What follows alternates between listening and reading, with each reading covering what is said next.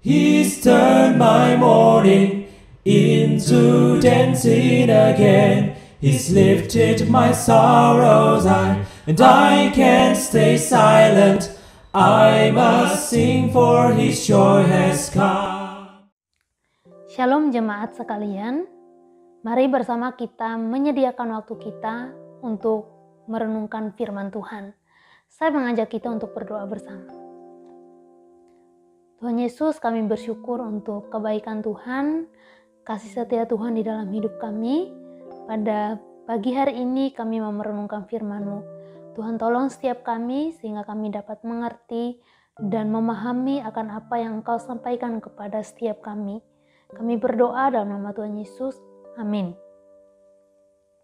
Ya, renungan kita pada pagi hari ini saya ambil dari Ulangan pasal 6 ayat 4-7. Dengarlah hai orang Israel, Tuhan itu Allah kita, Tuhan itu Esa. Kasihilah Tuhan Allahmu dengan segenap hatimu dan dengan segenap jiwamu dan dengan segenap kekuatanmu. Apa yang kuperintahkan kepadamu hari ini haruslah engkau perhatikan. Haruslah engkau mengajarkannya berulang-ulang kepada anak-anakmu dan membicarakannya apabila engkau duduk di rumah, apabila engkau sedang dalam perjalanan, apabila engkau berbaring, dan apabila engkau bangun. Mengasihi Tuhan adalah perintah yang utama yang harus kita lakukan di dalam kehidupan kita sebagai orang percaya. Di bacaan kita tadi, melalui Musa, Tuhan juga memberikan perintah kepada bangsa Israel, di mana mereka harus mengasihi Tuhan dengan segenap hati, jiwa, dan kekuatan. Mengasihi Tuhan dengan seluruh kehidupan mereka, dimanapun mereka berada. Perintah ini disampaikan kepada bangsa Israel sebelum mereka ke tanah perjanjian, ke tanah yang dijanjikan oleh Tuhan kepada mereka. Di mana ketika mereka hidup di tanah perjanjian, mereka harus tetap mengasihi Tuhan dengan menunjukkan ketaatan mereka selalu kepada Tuhan, dengan hanya menyembah kepada Tuhan yang Esa, Tuhan yang benar. Tidak hanya sampai di situ, tetapi Musa juga memberikan perintah kepada bangsa Israel untuk mengajarkan perintah ini kepada anak-anak mereka. Jadi mereka harus terus mengingat perintah ini, pelihara perintah ini, dan mengajarkannya juga kepada anak-anak mereka.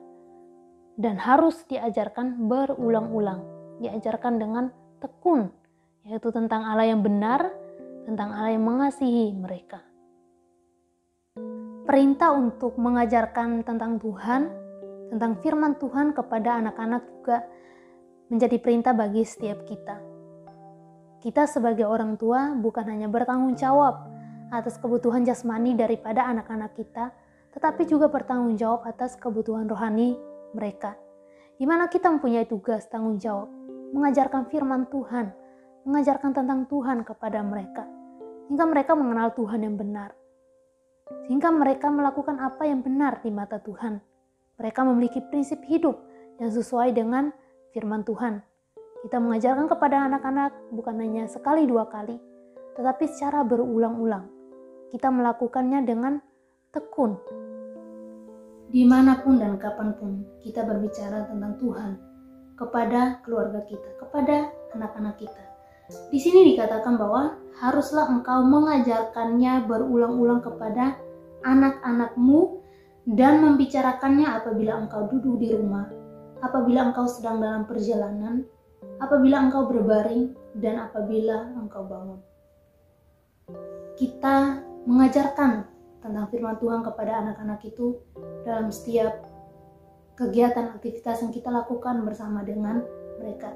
Jadi mereka belajar tentang Tuhan, tentang kebenaran Tuhan, bukan hanya di gereja ataupun sekolah, tapi di rumah. Saya pikir tempat yang paling penting juga di rumah. Kenapa? Karena mereka punya banyak waktu di rumah dengan kita.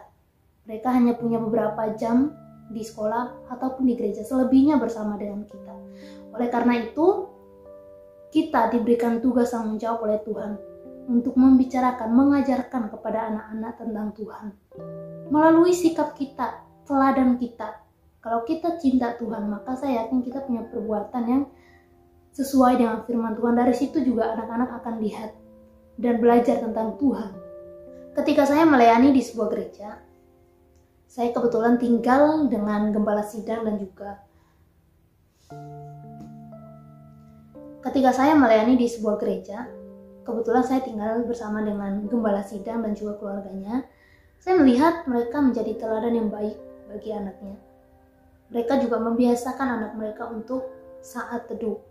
Jadi pada pagi hari ketika papa mamanya selesai saat teduh, antara mamanya atau papanya mendampingi anak itu untuk baca firman Tuhan.